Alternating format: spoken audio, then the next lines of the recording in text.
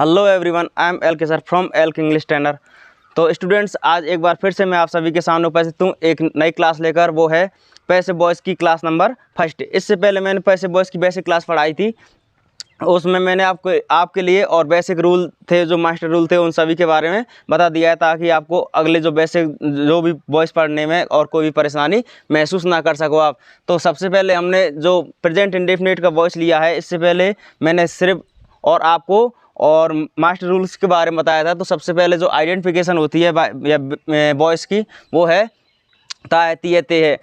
ये जो present indefinite की आइडेंटिफिकेशन है, इसके बारे में आपको ज़्यादा नहीं बताऊंगा, क्योंकि मैंने इसके बारे में टेंस में ही आपको बता दिया है। तो सबसे पहले हम इसका स्ट्रक्चर लेते हैं। सबसे जो स्ट्रक्चर होगा वो जो है ये ए है। ए का मतलब होता है एक्टिव वॉइस, और एक्टिव वॉइस का जो स्ट्रक्चर है वो वही है टेंस के अनुसार, subject plus V1 plus SES plus object. और नेगेटिव होगा सब्जेक्ट प्लस डू या does plus not plus V1 plus object. इसी प्रकार do does plus subject plus V1 plus object, और interrogative negative do does plus subject plus not plus V1 plus object. इसी प्रकार WH के और structure frame किए जाएंगे। तो इसका जो हमने वॉइस के जो स्ट्रक्चर हैं वो भी मैंने आपको इन टेंस के जो स्ट्रक्चर हैं उनको और वॉइस के स्ट्रक्चर में कन्वर्ट करके और आपके सामने रख दिया है। तो सबसे पहले हमारे जो बेसिक पैसिव वॉइस के जो स्ट्रक्चर हैं उसके बारे में देखिए।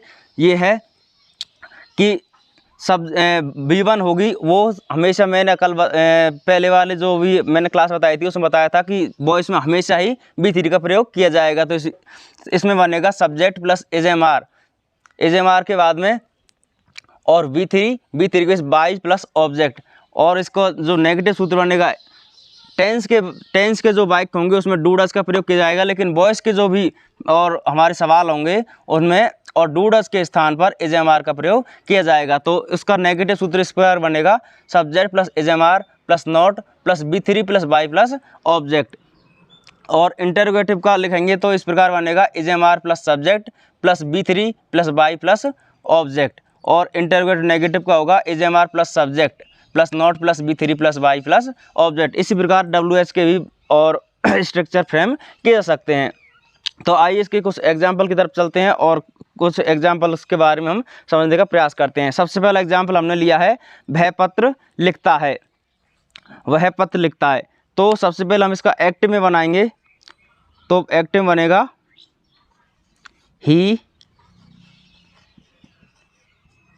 ही writes a letter.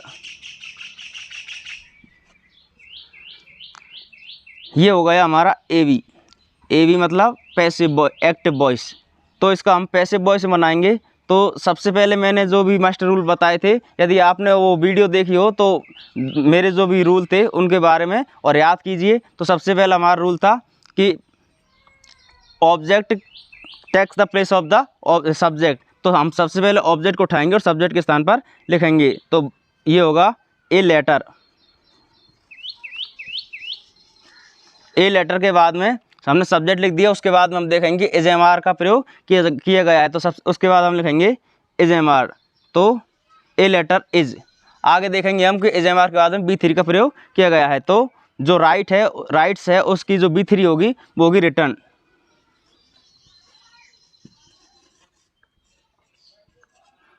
A letter is return.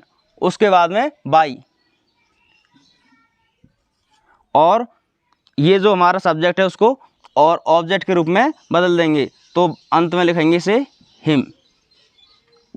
तो हमारा जो सेंटेंस है पूर्ण हो चुका है। जैसे कि हमने देखा है कि ही राइट्स ए लेटर, तो इसको हम एक्टिव में पैसिव में बनाएंगे। तो a letter is written by him.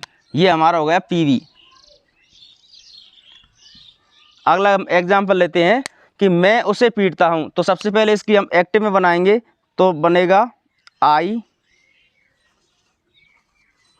Beat you. मैं उसे यू के स्थान हमें यहाँ लिखेंगे हिम।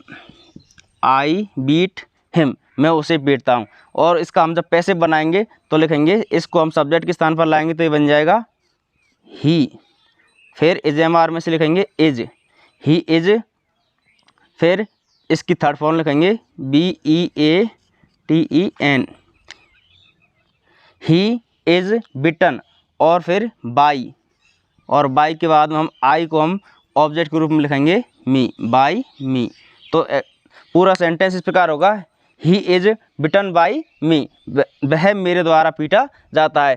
इसकी हिंदी अलग होगी और उसकी हिंदी भी अलग होगी। सीता रसोई में खाना बनाती है, तो इसको हम सबसे पहले बनाएंगे हम इसको एक्टिव वॉइस में।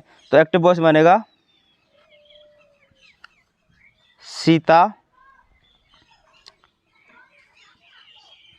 कुक्स फूड, सीता कुक्स फूड, कहाँ पर, रसोई में, इन द किचन,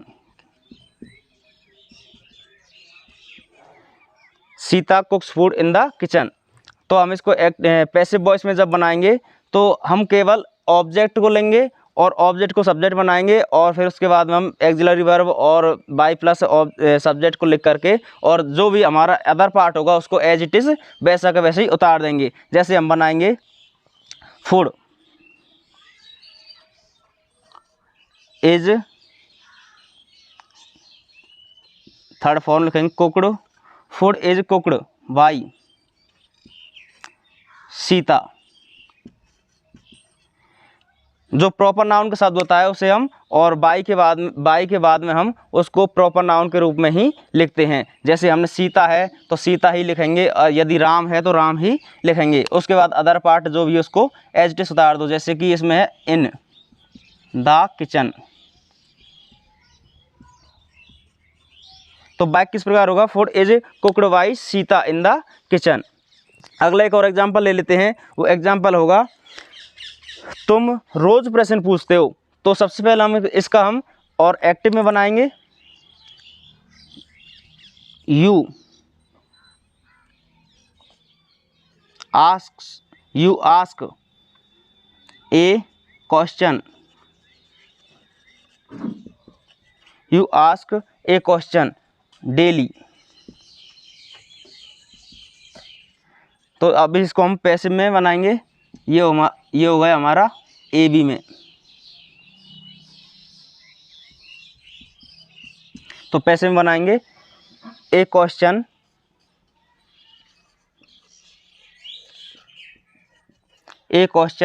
उसके बाद लिखेंगे is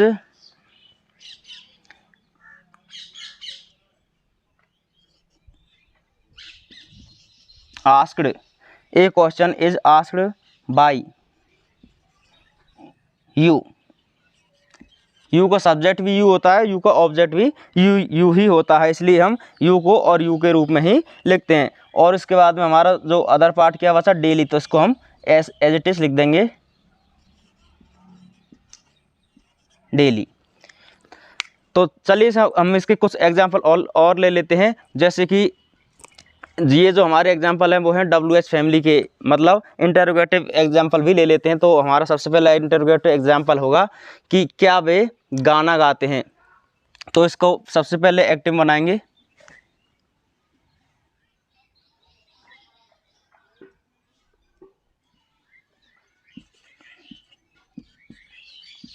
do they sing a song, do they sing a song, question mark का प्रयोग करेंगे। या अब हम इसको बनाएंगे, ये हमारा हो गया ए बी में। अब इसको हम पी बी में बनाएंगे। तो सबसे पहले हम लिखेंगे एक्सिलरी वर्ब, और एक्सिलरी वर्ब डू को हम बदलेंगे किस में, ए सॉन्ग। हमारा जब ये हमारा बनेगा ए सॉन्ग, तो ए सॉन्ग हमारा जब सब्जेक्ट बनेगा तो इसके लिए हम लगाएंगे इज। तो वाक्य होगा इज ए सॉन्ग।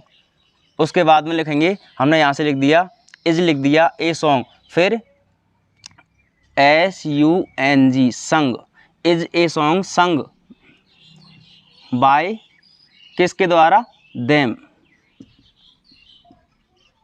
तो वाक्य होगा हमारा is a song sung by them. अंत में क्वेश्चन मार्क का प्रयोग करेंगे।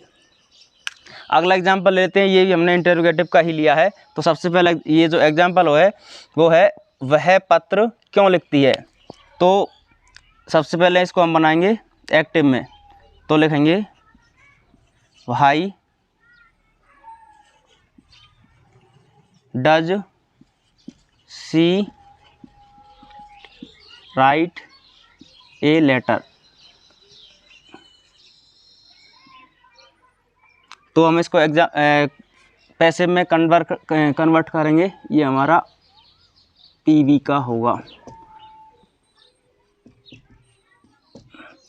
तो सबसे पहले हम भाई है तो भाई को भाई ही लिखेंगे, भाई, और उसके बाद में क्या है, ए लेटर, तो लिखेंगे ए भाई ए लेटर। अब ए लेटर के लिए हम इज एम आर में से क्या लिखेंगे, इज, तो भाई इज ए लेटर, और उसके बाद में रिटर्न, रिटर्न बाय हर क्वेश्चन मार्क, और ये हो गया हमारा पीवी। एक और एग्जांपल लेते हैं, ये एग्जांपल है हमारा मैं तुम्हें क्यों पढ़ाता हूँ। तो सबसे पहले इसको हम एक्टिव में बनाएंगे, तो एक्टिव में बनेगा क्यों पढ़ाता हूँ, भाई डू आई टीच, भाई do I teach you question mark. इसको हम पैसिव में कन्वर्ट करेंगे, तो ये होगा हमारा, सबसे पहले लिखेंगे भाई,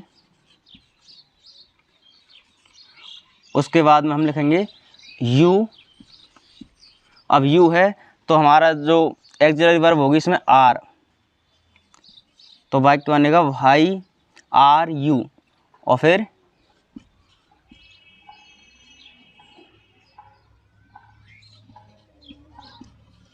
भाई आर यू टॉट बाय मी, भाई आर यू टॉट बाय मी, आप मेरे द्वारा क्यों पढ़ाए जाते हो। तो हमने आपके सामने इसके कई एग्जाम्पल लिए हैं दोस्तों, और आई होप कि आपने इसको समझने का बहुत भी प्रयास किया होगा। और यदि आप ना समझे हो तो एक बार इसको पॉज करके और एक बार रिटर्न करके फिर से एक बार आप इसको वापस से देख सकते हैं, ताकि आपको बेहतर तरीके से समझ में आ सके।